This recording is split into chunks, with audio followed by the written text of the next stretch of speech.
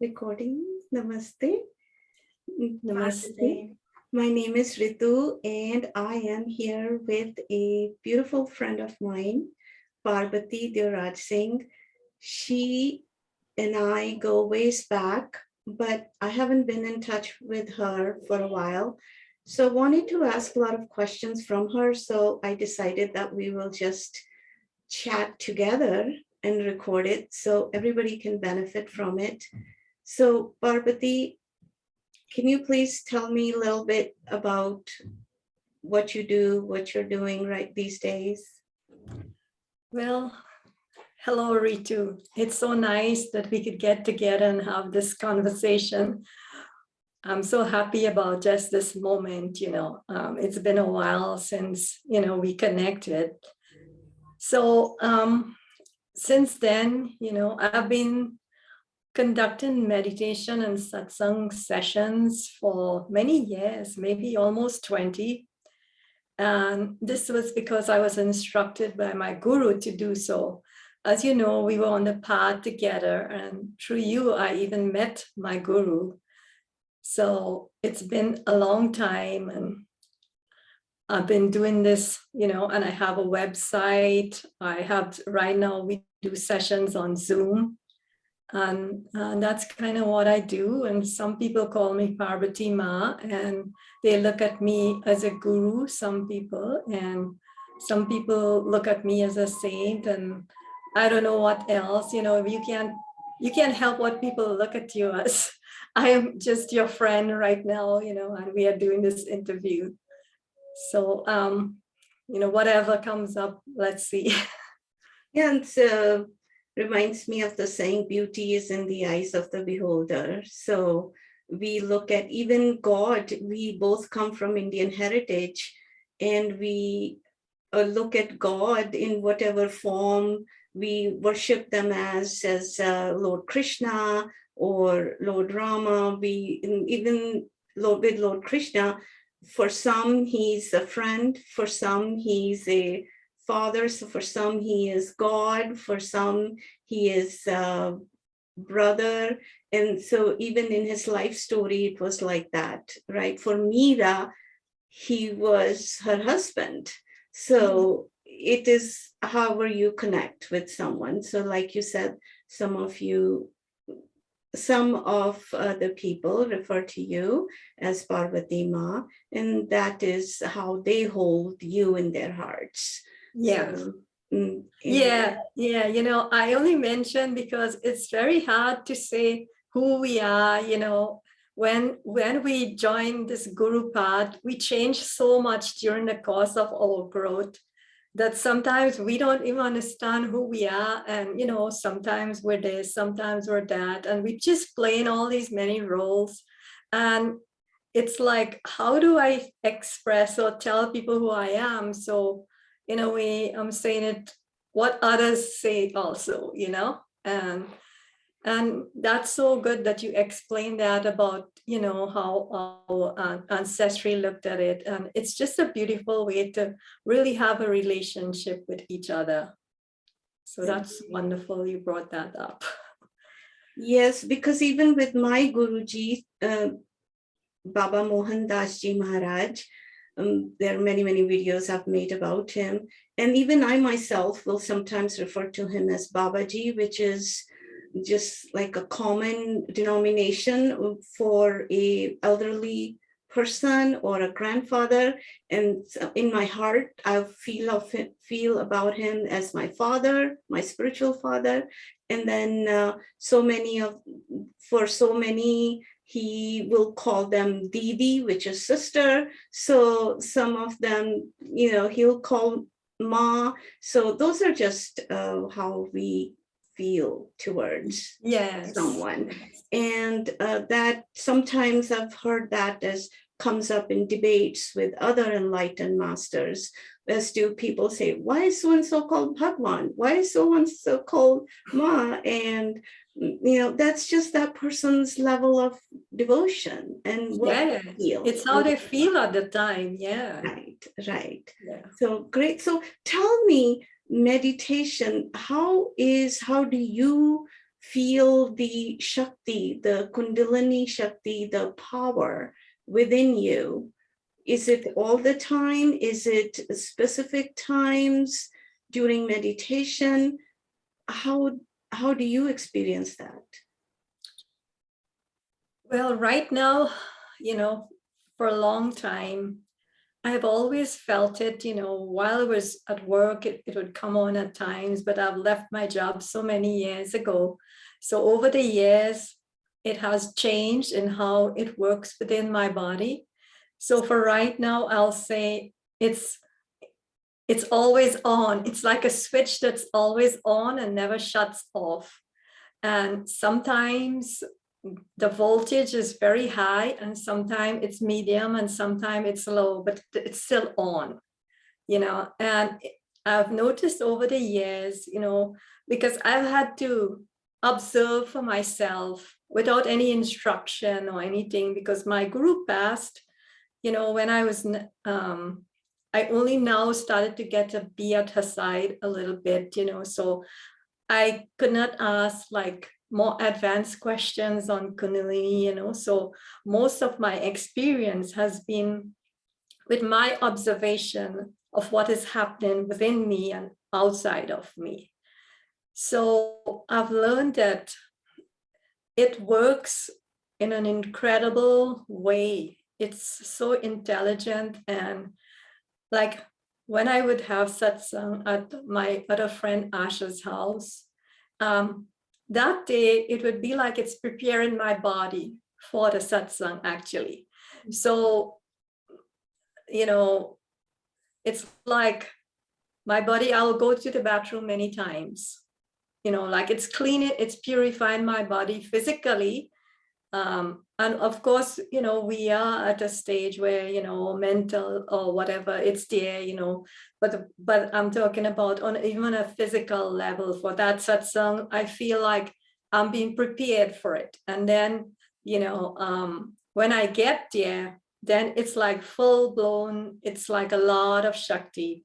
And it depends on that satsang, the people there. Like, if they're like a lot of people and everybody has an open heart and has a love, it's just a wonderful experience, as I feel like the Shakti just expands and, encompasses the whole audience, and I could feel like an interplay between me and the people sitting there.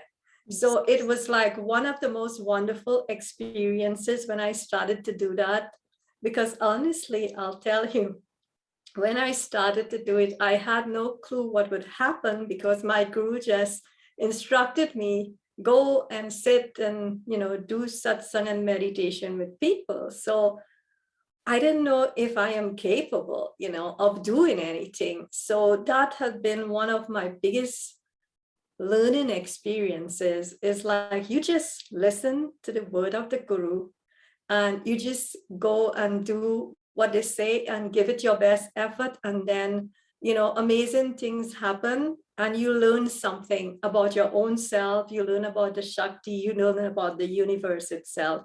So then that is like the experience there is different than my day-to-day experience as I am home and I am doing my work and I'm, doing my gardening or whatever. So it's not that full blown, but there is a kind of like, it's not, the voltage is not very high, but it's there. Like, if I sit down to relax, I could feel a little sensation. Otherwise, when I'm doing my stuff, I don't feel it, like that. It's like it's become part of my being. But I noticed too, sometimes when the weather, like there are changes in the weather, sometimes it gets really rough in the body at times.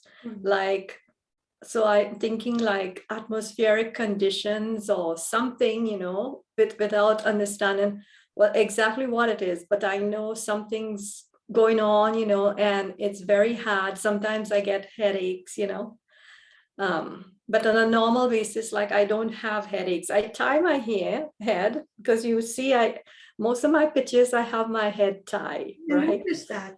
So maybe this is a good point to even bring that in. Yes, Well, I wanted to know. yeah, it's like when the Shakti was evolving and purifying and doing all its work within my body, there would be a lot of movement inside the head and within the head, the nervous system, the whole nervous system.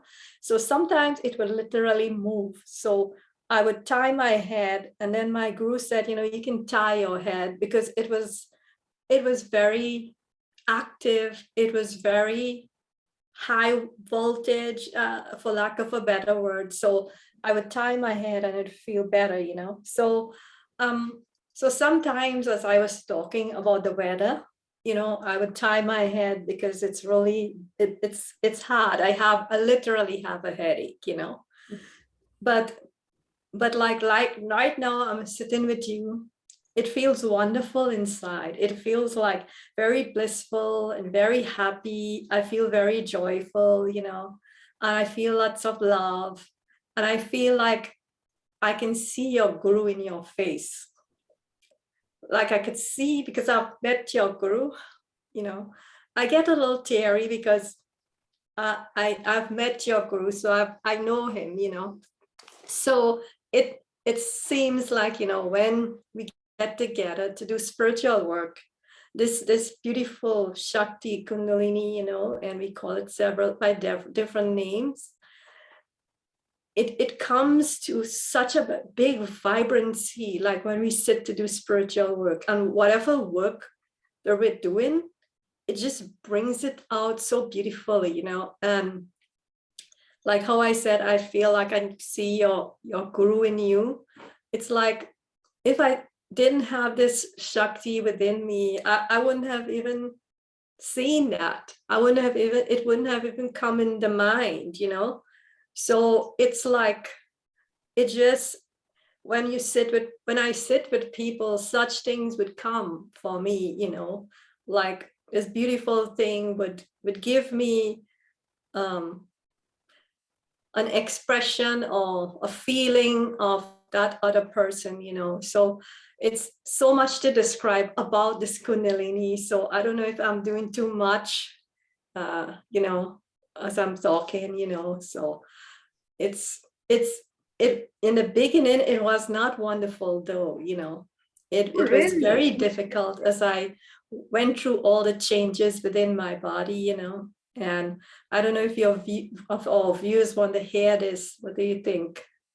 I don't know. Like, Yeah. I'm talking about the beautiful thing now because we're feeling it, and to go back and think, well, how it was once, that's some people might be dealing with that, and they just don't see, well, what am I in this for? What am I experiencing? Will this ever go away? Because those were the thoughts I used to have a long time ago, and there were times I couldn't eat, times I couldn't talk, times I would experience different things. So to say in short, it's always varies. The Kundalini always varies according to the people around or the role I'm playing, or even the food I eat, because sometimes certain food causes blockages, so then I'll get a headache. So my diet is I'm very picky in what I eat. So people, food, environment, all that has an effect also on how it works within the body. But the most beautiful time it is when I'm talking about Guru, God, or spirituality. That's when I feel like amazing. Yes, I can absolutely relate to that. And you are glowing right now, and I can fully experience that bliss myself.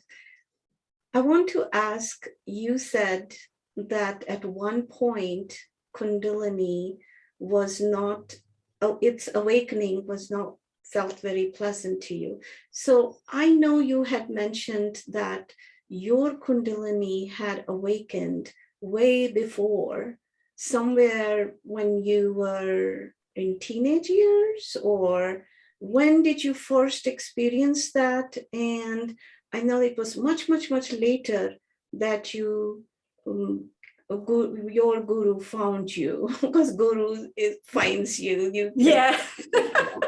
So how long ago was that when you first felt it? And because you didn't know anything about it, most of the confusion about it, or maybe negative experience of it, did that happen just because you were not aware of what it was? And do you think that suffering could have been not there had you known what it was? I would say yes and no, but mostly yes. Mhm. Because as I look back at my life now, how things have gone on, I think, I was born and maybe it was there, like a little awakened, but it didn't feel like anything. That was my normal self. But I remember the first time I felt like something like energy, or I felt something strange in my body, was actually at a Pentecostal church. It's so funny, I went with my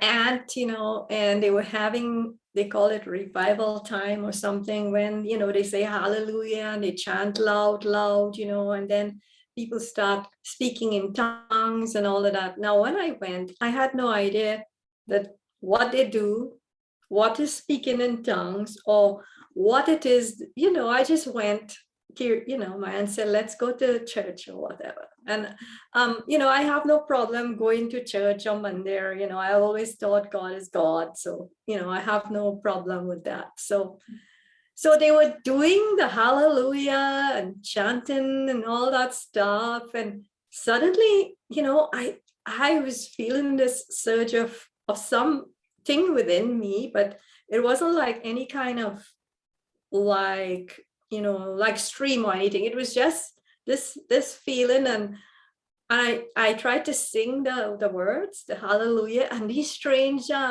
words started coming out of my mouth, like, I don't know what it is. It wasn't really words. And I got scared. What is this words coming out? And my aunt was next to me and she said, I wish I could speak in tongues, So as I grew later on, I said, well, that was probably it. So now that I know more of Kundalini, I could say that was like something, but there was no effects or no pulsation or no nothing, but that was an early experience. And then I went, when I was like around 16, I went to this Satya Sai Baba satsang. And I just started to cry and cry. They had vibhuti that was coming out of the pictures. If for anybody listening, Satya Sai Baba was this great saint that lived in India, and he did many miracles.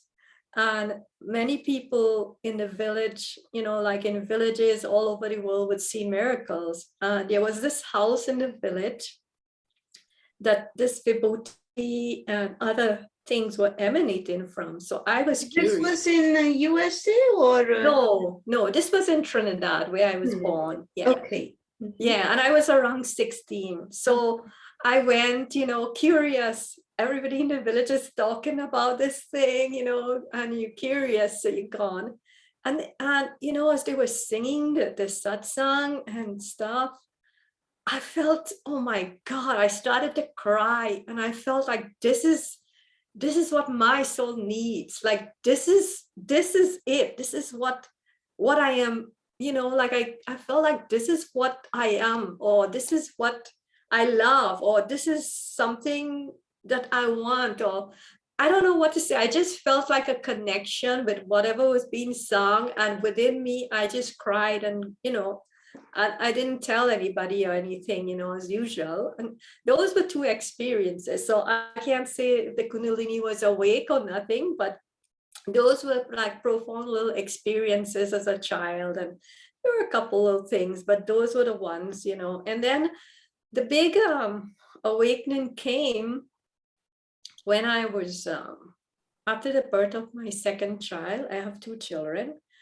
and my body was very weak, and, with hormones, with childbirth, your body has gone through a great, difficult time, or because you've brought new Shakti into, you've brought new life, it's such a marvelous thing. So our body as women, it undergoes this great change, it's like a new world is being born, So there were some, little disagreements with my mom, my husband, about getting the horoscope read. And I felt like, this is too much for me. So I started to cry and I started to pray, Normally in Hinduism, they say when a woman has a baby, she shouldn't do any like spiritual things, like go to a temple, all that, and the reason Really, for that is that really, what I have not heard that. So that is it's like they're saying that your body is weak, and now that you know the science of Kundalini, it's like when you go there, there's all this, you're losing blood, all the stuff that's happening. So so this energy, it could overwhelm yourself. So then you don't do that, but you could pray or something. So then I started to understand later on why they would say certain things in our custom, and I could relate it now back to that, So I started to pray the Lord Shiva, and suddenly I could feel this tremendous force within me. I could feel it in, now I know it's the navel chakra, it's around that area, tremendous force. And my voice started to change and sound like a man, So anyway, that's when it awakened, like with tremendous force, and my body was weak and I went through a lot of problems, to feel better, So that's when I wrote this on my website, I went to the doctor, went to the pundit, the priest, the psychiatrist, I went everywhere to find help. And, and after some time with the drugs and stuff, I felt better. And that's kind of why we actually left Trinidad and came here. Me and my husband came here for a fresh start. So that has been my quest to find out what happened. What is that? Why when I pray, my body trembles and it shakes, So since then I would stop praying, So that was kind of like when that was the big awakening. And, lots of stuff happened, but I don't remember all the details, but that's the main thing, So you said that your voice had changed. So was that all the time, or when No, it was during, yes. No, it was just during the awakening. Like when I was saying Om Namah Shivaya, I was just repeating that. Then the voice started to go like Om Namah Shivaya. So I don't know if the energy was coming to my voice, my throat chakra, and changing it to say that, because I was the same person. I'm not being possessed or anything. Right. I was just feeling this tremendous force within me, and then I would feel like the presence of Lord Shiva. I don't know what that feels like, but I would feel like I'm connecting with Lord Shiva, and the voice would sound like that. So I was like, what, I don't know anything about anything, and it was like, what is going on, So that was part of it. Yeah. So did other people around you, by the way, it's very common that people who have had Kundalini awakening, that during when the force rises, or even people who do channeled messages, that the voice changes. So that most people are aware of that. But you are in Trinidad and all of this is happening. There is no enlightened master, a living enlightened master around you. And so how was your family, your friends, the community responding to that? Had they seen anything like this before? No, no. I grew up in a little village, so the people around did not know. And my mom would ask neighbors, she would talk to anybody she could to help, but nobody had any idea what it is. And sometimes some people say, well, she's possessed, and they brought people to remove something from me. Beat it out of you. The girl is Yeah, it's like to take out something that wasn't there, but it's now there are so many things that happen when your body is not prepared for an awakening. This is why yoga is all about doing these exercises, doing this pranayam, doing all this stuff really in preparation for the awakening of the Kundalini, so you wouldn't have a hard time. So here it is. That's a very good point to emphasize that yoga, yoga, the actual pronunciation is yog, which means union. So it is the union of the divine force, your feminine principle, masculine principles within you, the union of that, your consciousness connecting with your divine self.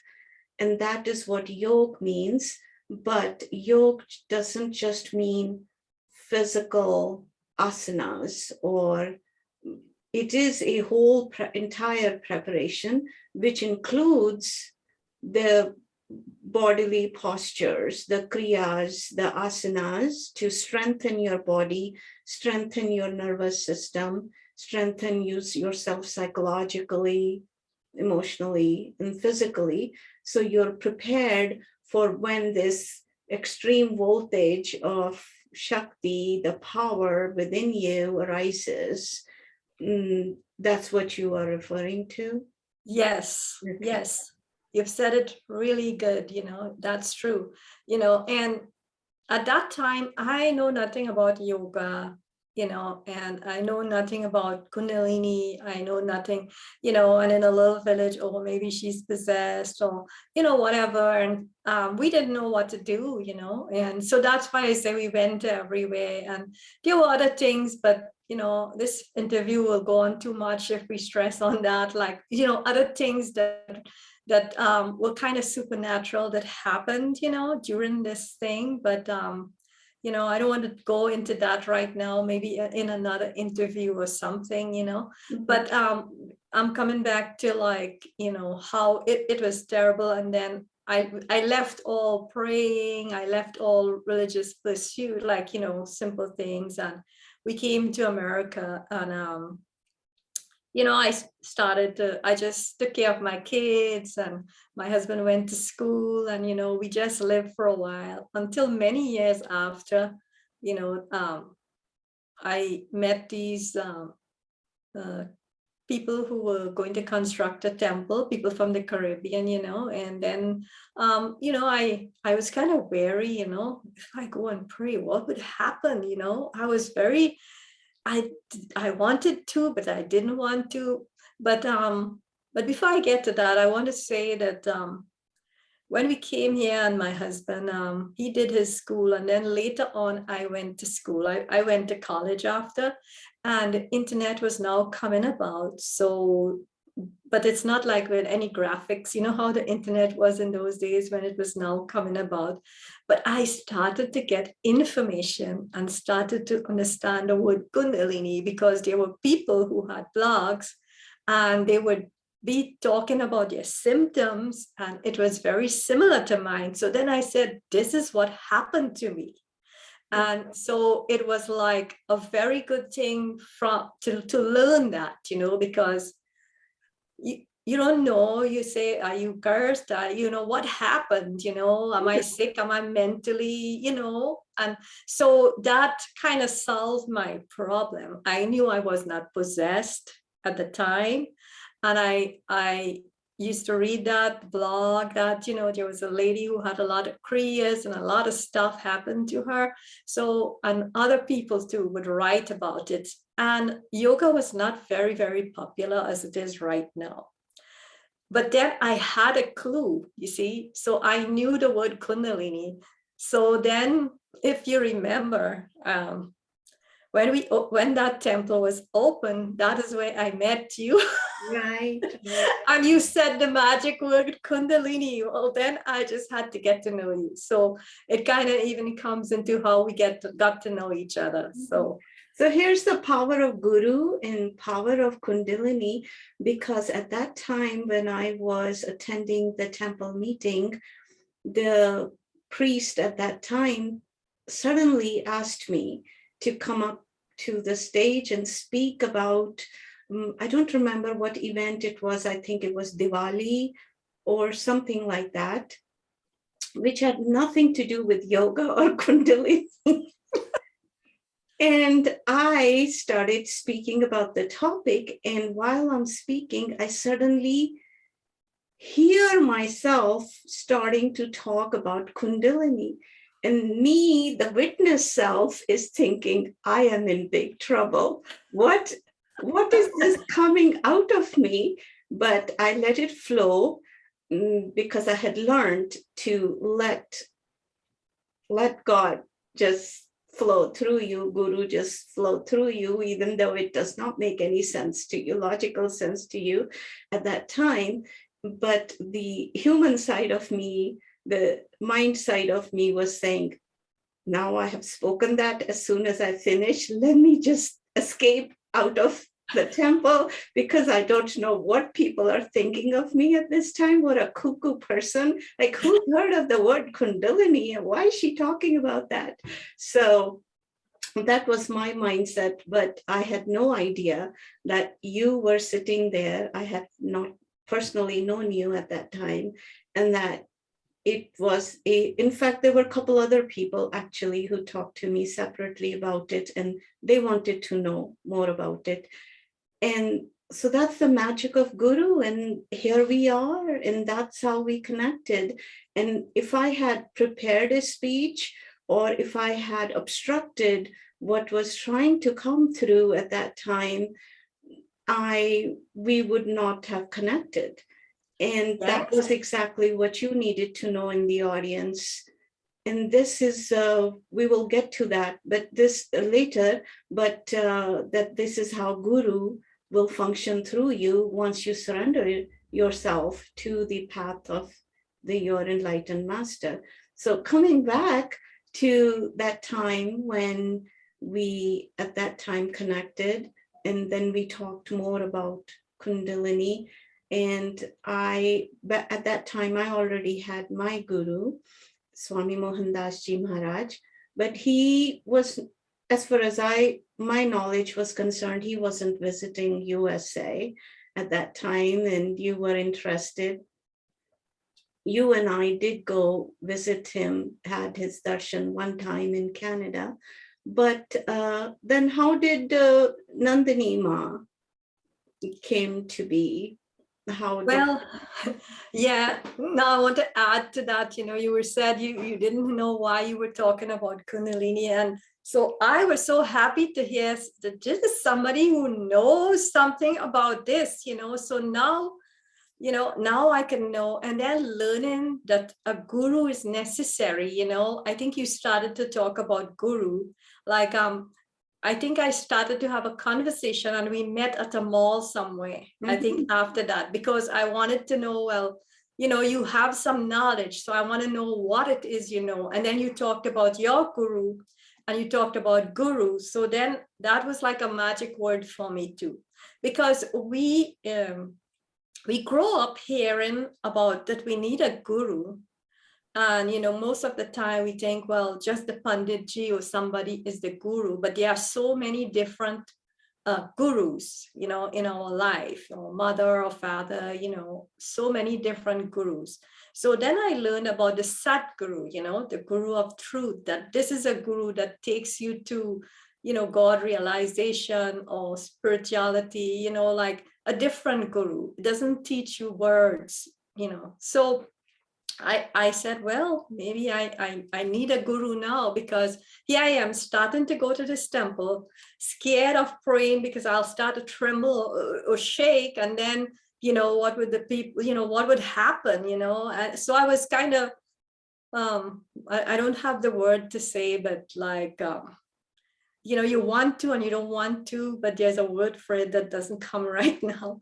And so when you talked about that, we had some more conversation, as I could recall, sometimes on the phone. And then one day you came to the temple and you said, you're going to see a saint. And I said, well, I want to go. Can I come? Can I come? And that's how, you give me the address of where Srinandinimaa was going to come, because you had heard about her because you were talking on the radio and somebody called you. And that was another story that was miraculous in itself. Yeah. So your stories were going on very miraculous that day, and mine was going on this side in its own, whatever word you could say, magical word, or the guru way, Yes. So it's like, okay. And so then I went, and that's how I met Sri Nandinimaa, and it was because of meeting you, and you said I can come, and the thing about it is she was Gujarati, and I don't know any, I only know English, I don't know Hindi or Gujarati or other languages of India. So it was a very interesting thing, to go meet her. And what was most profound in a way, it was a Guru Purnima I met her, and that was a Sunday. And the following Monday, not the day after, the other week, the Monday, my husband passed, So it was like, I just met her, and then a week, my husband passed. So that's why, in a way, after I look back at my life, it was sort of, the Kundalini brought me to that place, where now, when my husband gone, my journey would continue now, like I got to raise my children, go to college, take care of my home, my husband, and finish that phase of my life. So later on, I looked at it like that. So now the guru was clearing my path now. And that's why I had so much of transformation within a short period of time. Like a lot of transformation took place after my husband passed, and because now it had held back all those years, and now it was just the guru came, so it was like instantly just transforming, like it's very, so that's how I look at it now, and so that now I could say this about it, that I've learned so much. I've learned about, from the good days, the bad days, the days that you are unsure, the days that you don't believe, the days that you believe, the days that miracles happen, the days that nobody wants to talk to you, like so much has transpired during my growth that it was just like, I guess it was supposed to be or something, and that's how it happened, how I met Srinandinimaa and how my life just changed, because this was something within me, and I had to pursue it in a way, like, what is this, why can't I do these things, or what is happening within me? And so all that started to unfold. So you mentioned that Srinandinimaa was Gujarati. Yeah. And so here she is talking in Gujarati, and you don't understand the language. So how did you connect with, what did you feel when you came in her presence? And how did you feel that you could get what she was trying to convey? How did that communication happen? Well, I'll describe what it was to be there, and then I'll say something of how my mind worked after that into like going along, right? Mhm. So when I arrived there, I saw this beautiful being, sitting in this beautiful chair. She dressed in white, and there were garlands and there were flowers everywhere, and everything was dressed so beautiful. She looked like a queen sitting there, and all these, remember, I had never met a guru. This was the first, well, this kind of guru then, I've And never met. fully enlightened being, not Yes. just enlightened and then still on the path of purification and growth, but living embodiment of enlightenment. Yes, I have never met.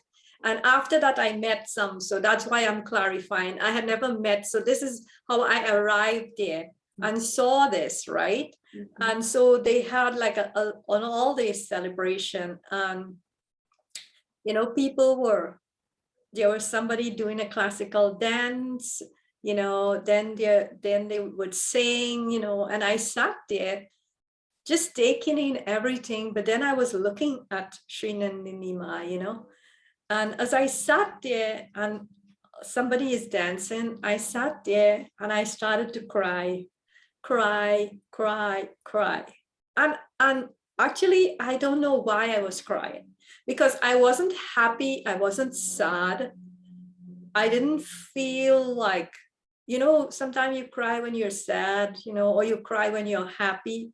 It's so strange. I wasn't feeling any of those emotions. It was a cry, but without any kind of emotion. It was just tears coming out, and I was just crying, and I don't understand why I am crying, but it just kept coming up as I looked at her, and I was in the company, of everybody around. I just started to cry, and I was like, but this is funny, because I'm like a logical kind of person. I should say now I worked in IT. Yes, So IT. for me, like, I didn't get emotional a lot, like I was very like logical in thinking, how we have different kinds of people, so I was like looking at everything from the mind, not the heart. Well, in a way I was in my heart because I was crying also, but I could not understand why these tears were coming, And so then she saw the tears and she gave me a hug, and then a conversation started. And you were there, so you knew what happened. You translated what she told me, and our conversation started. So, I told her about my experiences when I was younger and how I wanted to know more about Kundalini, So she said, well, your Kundalini is going over here, so now you have to meditate. That is the only thing you have to do now. And to meditate, just think of her. So I was like, I don't even know what meditation is. What is meditation? It's like you go to the temple and you pray, and if you know a mantra, you say a mantra, but what is meditation? So she said, just think of her, because because when I would start to sing, I told her my body would shake, singing kirtan or praying. Then she said, well, you have to bring the energy here. Third eye. So that was something new. Okay. And that's how I started meditation, And so how did you meditate? well, it's strange.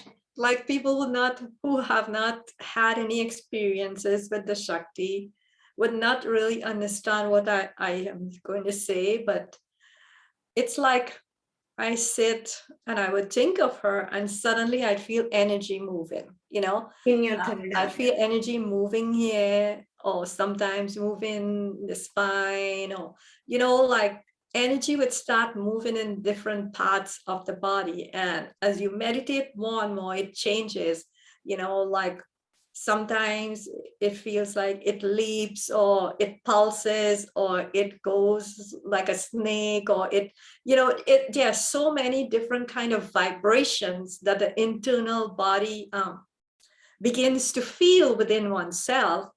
And it was just like, now you're paying attention to this Shakti that is moving in your body. And that was what meditation started to be. It was not of mind, or it was more of just thinking of srinandinimaa, and the Shakti would just increase it within my own body. And I would just feel all these different sensations just everywhere. And, it depends, like you don't get everything at the same time. But as you go along the path, and it purifies your whole nervous system and your whole, and it removes karma and conditioning of the mind. It does all that thing, as it goes. So it's like it's working on all the different layers. And sometime in that stream where the Shushumna is, that's when you feel the most. When you meet a guru, a real guru, you'll feel that energy, as the Shushumna is cleared up. And because the guru pierces these knots, this is one of them, And so I started to learn all this stuff and experience all this stuff. And that was what meditation became. So it was not, oh, peace, that was not what meditation was. And of course, there were times when you would get blissful experiences, and then later on, the experiences would change. So we can talk about that later. I don't want to talk about those other experiences now. I'm just going to talk about the beginning, as we started. And so it was like, so I started to sit for meditation for 10, 15 minutes. And then as I proceeded and the years go by, I would sit, and then the meditation would take me on for like a whole hour or so. And I didn't even know an hour had passed. That's how it started to work, and there were many things that happened. Sometimes it was hard, sometimes it was blissful, sometimes you felt like singing, sometimes I would actually dancing by myself. I would just dance, So it's just like a different world, a different door to the universe has opened. And this is what awakening does. It opens a new door into how we perceive the universe, how we perceive ourselves.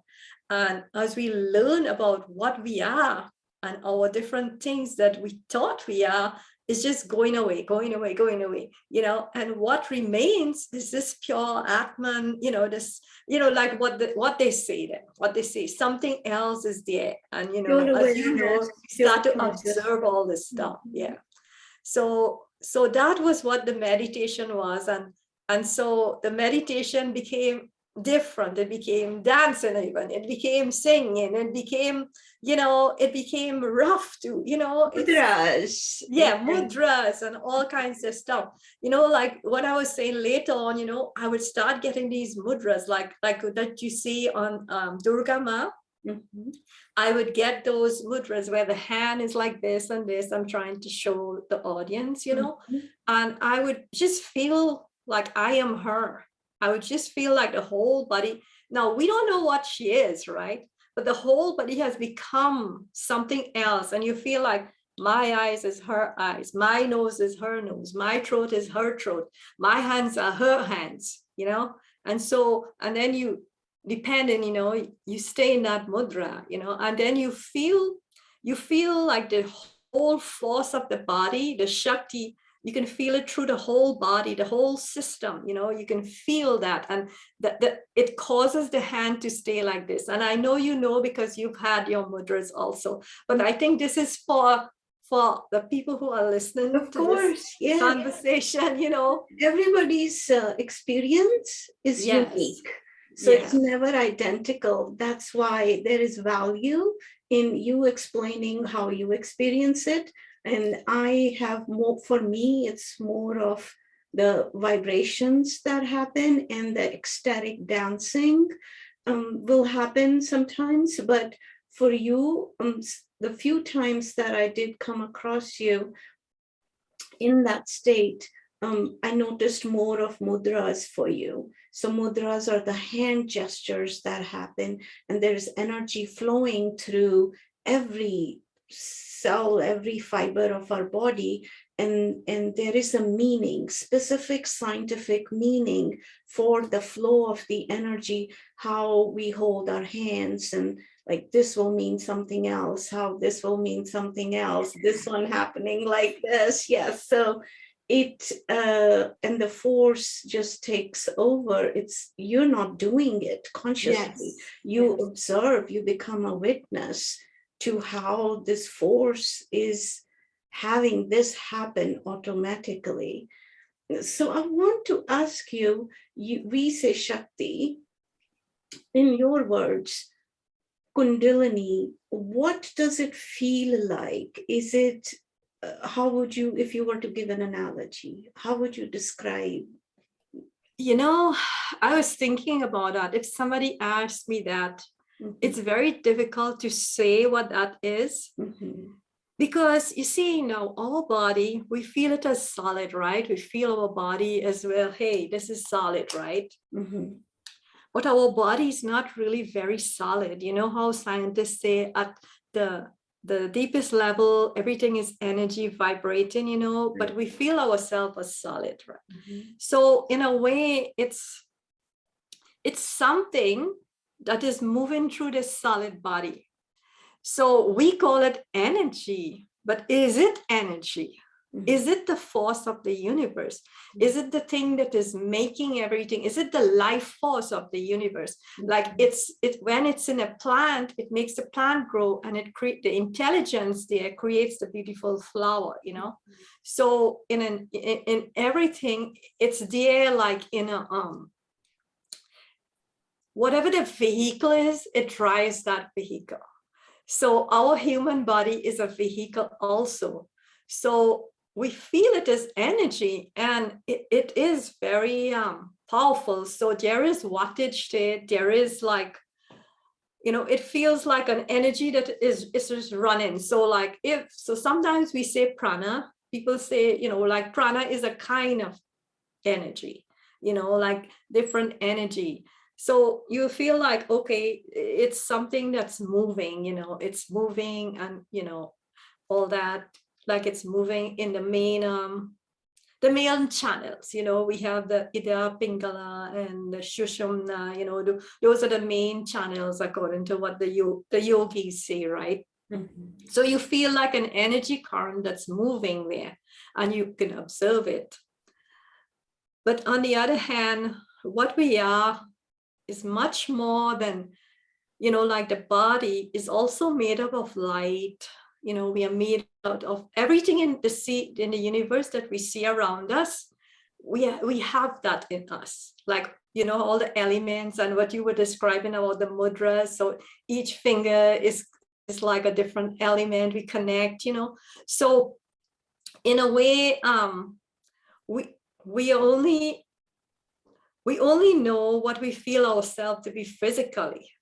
But when this energy clears our system, you feel it through the whole body, as you say, every pore, right? As you said. So sometimes you feel it like now I actually asked one day, I asked my Guruji, I said, Ma, this thing is so powerful. I don't know what to do. Where do you keep it? You know, because I felt like it was all over and I don't know what to do. It's just there everywhere. So I said, can you take it away? Oh, you asked her that? Because I was like, it was too much. You know, at that time I felt it was too much. She was still in her body. It was too much, but for me, it has always been very controlled. Right. So everybody experiences it differently. Right, yeah. Well, see, it depends also on our physical body and our personality and stuff. So I grew up not doing a lot of physical exercise. That is why yoga is so important, because when I was like 12 or 13, I went to, actually, I was having like pains in my leg and stuff. My mom took me to the doctor. And they said, well, you got rheumatic fever or something, because they asked me, where would the pain be? Is it in the joints? And I would say yes, because I wasn't sure what that was. But later on, I feel it was like some energy in my, just like not full energy, but like a little, like stuff that was making my feet hurt. I don't know if it was connected to the weather, as I said. But when I went to the doctor, they said you have a heart murmur, right? So they forbid me to do any exercise. So when I went to school, I couldn't take part in gym or PE or any physical exercise. So I grew up, my mother being very careful that my heart is there's something wrong with my heart. My family actually cried. My mom cried when she heard that. And my family was like, you don't have Google to know much more. It's just what the doctor said. And so I live a very sedentary life, so I feel it sometimes, depending on our bodies too, it works and feels a little different, according to the vehicle. That's why I said vehicle. So depending on our past karmas, depending on our present karma and body, I feel that has something to do. And because our karma, different things are clearing, so I grew up like that, and I always said, well, maybe that's why it's so much in my body, it's so powerful. That's a good point too, because I did not understand it in the beginning also, when my guru always emphasized to me that my body should be very strong.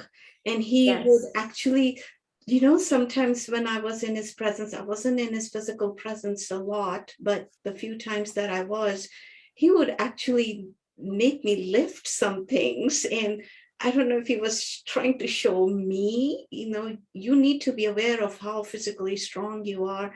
And then later on, I connected that how important it is to have a healthy, stronger body to be able to sustain that voltage that whooshes around inside your body. So it is a very important point to make. Because listening to your story also, for many who are completely focusing on Kundalini yoga or Kundalini awakening, that it has to be a balance. Otherwise, the force, the voltage is so high that your vehicle, physically, psychologically, you should be able to sustain that voltage. It should be an organic. So coming back to, I'm interrupting, I'm very curious to know, what did Ma say? Right, so that's, I know, it's coming back to that. So she said, I said, so can you take it away, she said, no, you can't take it away. So I said, well, where do you store it? So then she pointed to here. It's like the base of the spine. No, she said she stored it here. Because so Which is the right side of your body? No, left side. Left side with the heart. So I saw physical heart is. Yeah, it's like say here, down here is the breast, and like around here. Right above the, okay. Yeah. So she said she keeps it there. So I was like, how can you keep that? That thing is all over the place, So because see, now she has to keep it like that if she's among, she's not conducting a program, like you can't just blow people away everywhere you go, because that's what her energy would just blow me off anywhere I go. So anyway, so I found this old yoga book, and so there is a chakra there called the HRIT. Say that again. HRIT. HRIT. Rit. Yeah, HRIT. So I think it's kind of like sort of the heart, but that's not kind of where the heart is. But because in Hindi, the heart is Hriday. Right, And right. so this is called Hrit.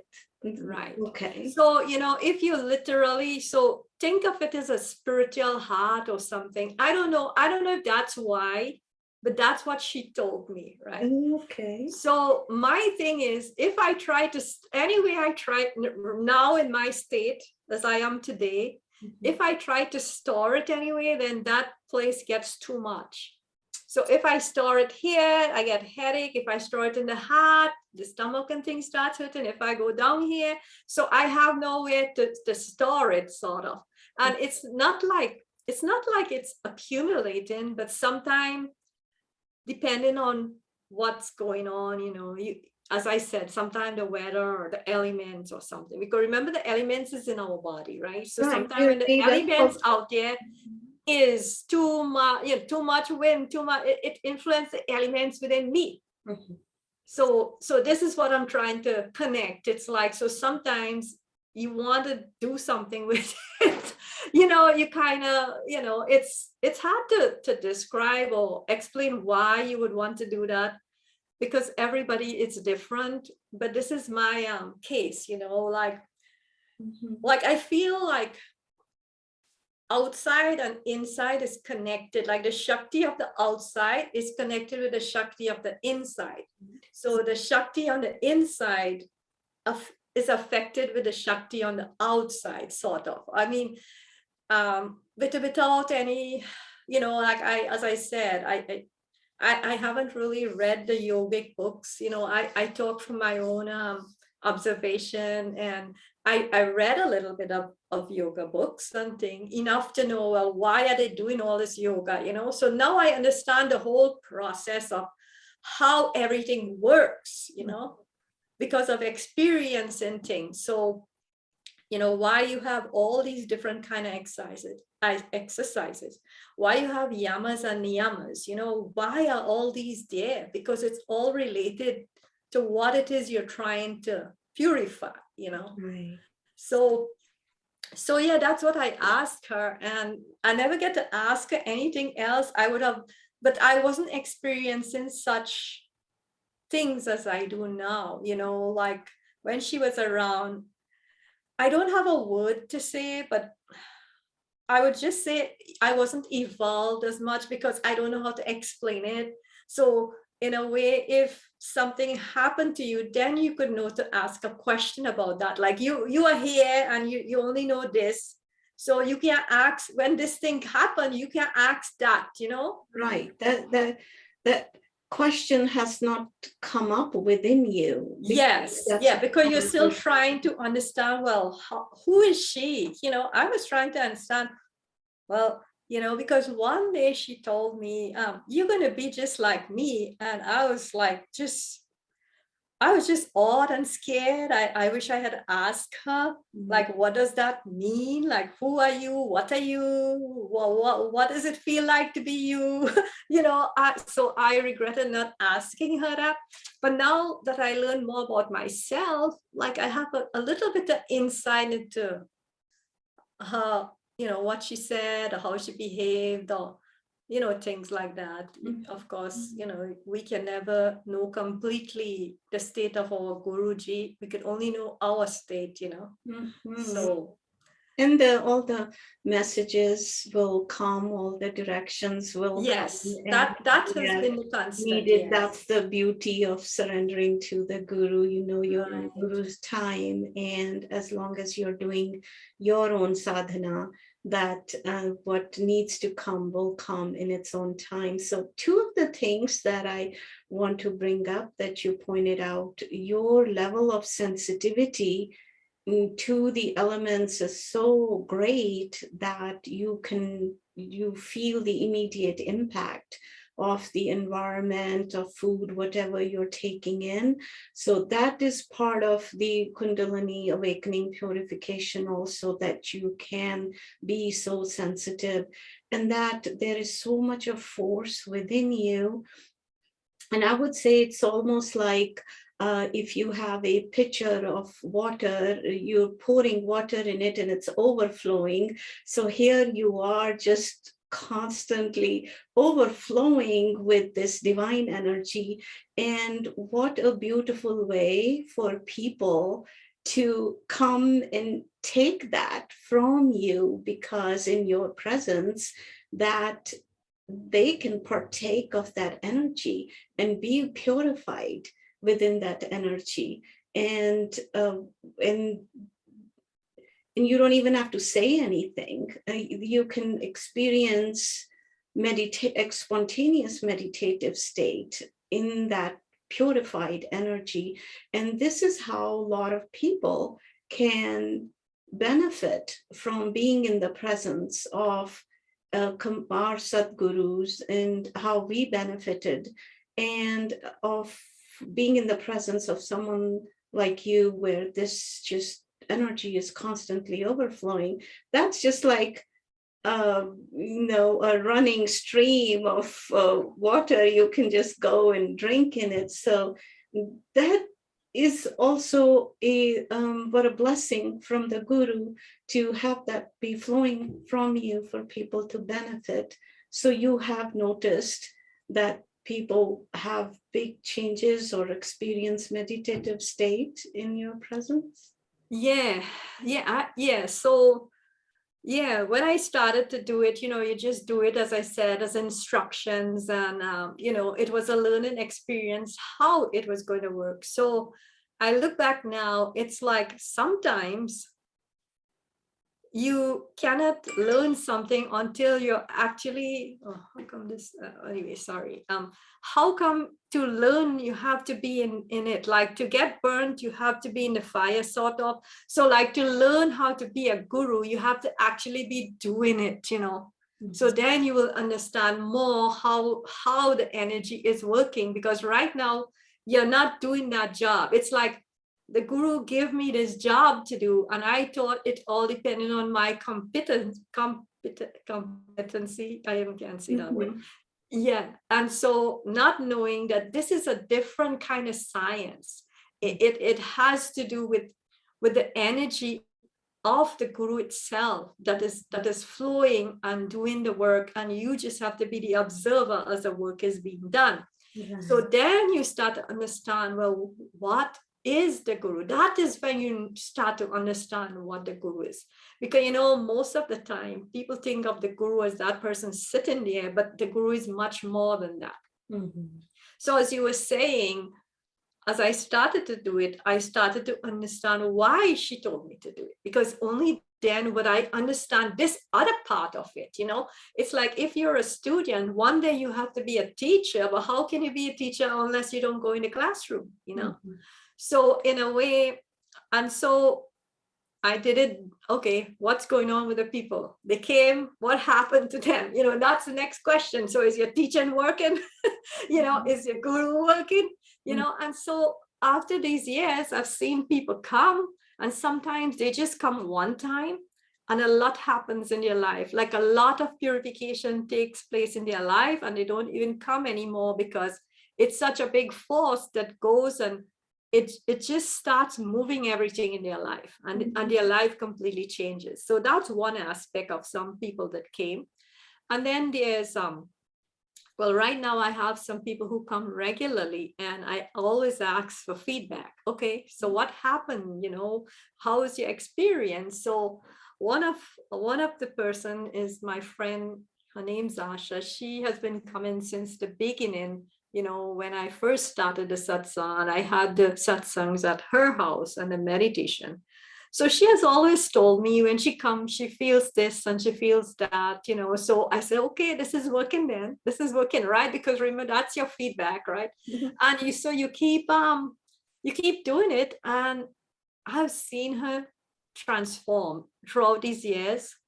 She's not the same person. She has learned so much. She's transferred. And now, based on what she says she just sits in my presence and she goes to a state of no thoughts. Mm-hmm. She said she had been wanting this peace forever.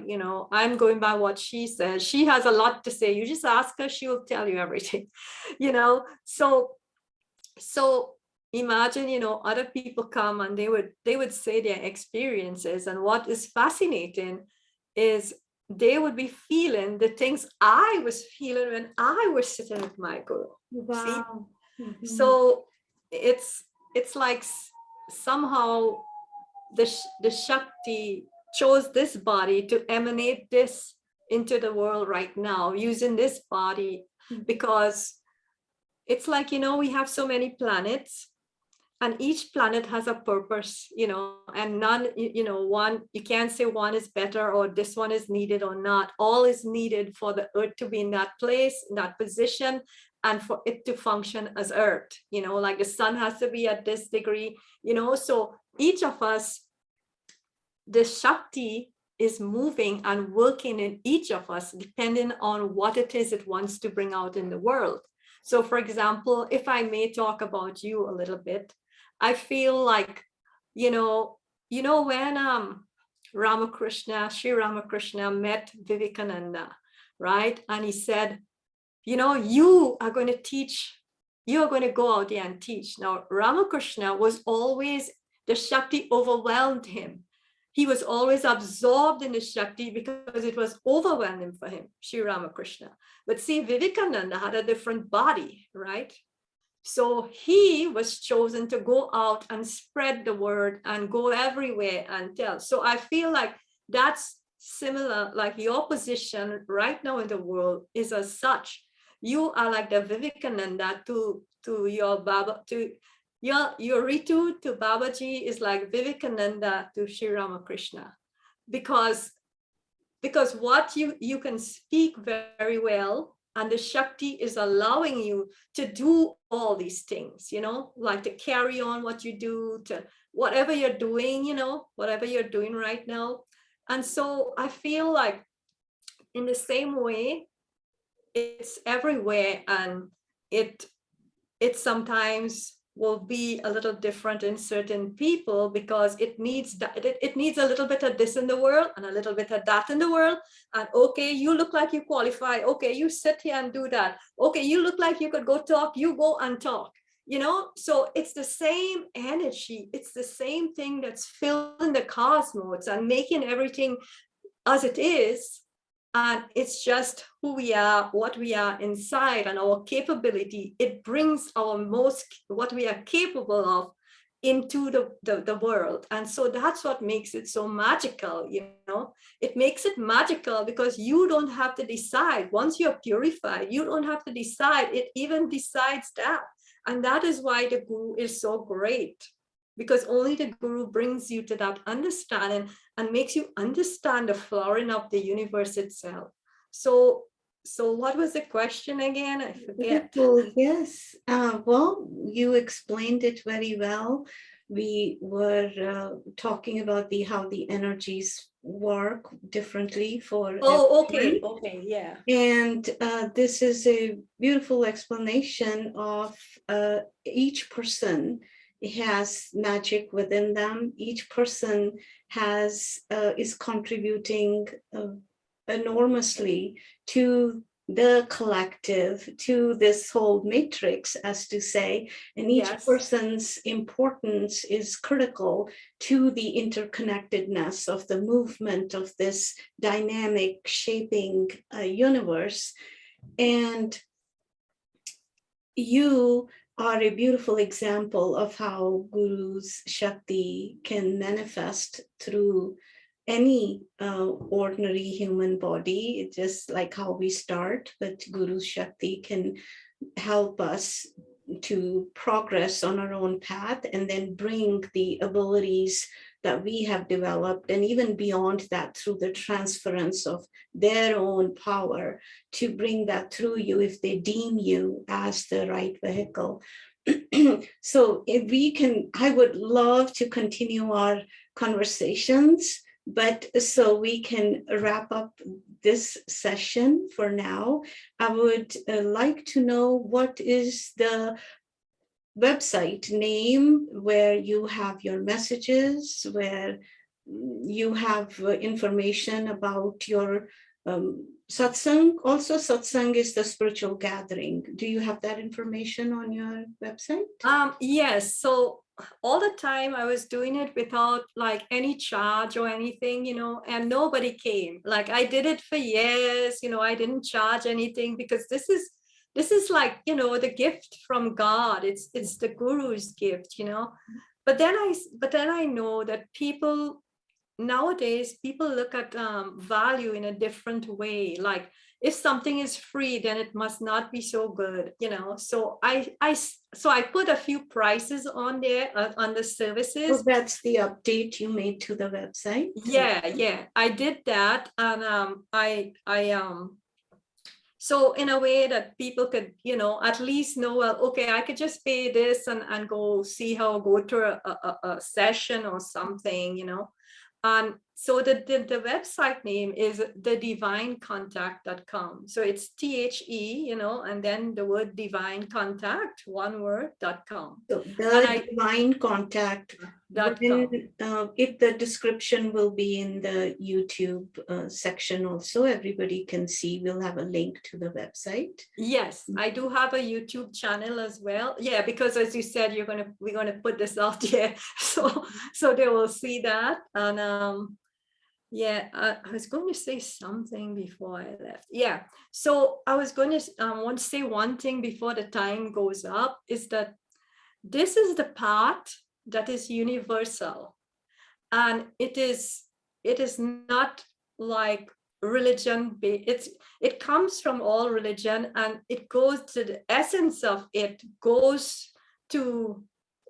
beyond the thinking in mainstream religion, because it has to do with how we are, how we perceive, our mind, how we perceive even what we even think of what God is, Mm-hmm. So everybody in a way has to kind of work on their own self, and I don't want to say much about that, but I kind of wanted to say that everything is happening from our insides, and so that is where you have to fix the problem, So go inside if you are seeking any solutions to any issues, problems, to say even in the external world or internal, that it's the inside that we need to go to, and it is beyond religion.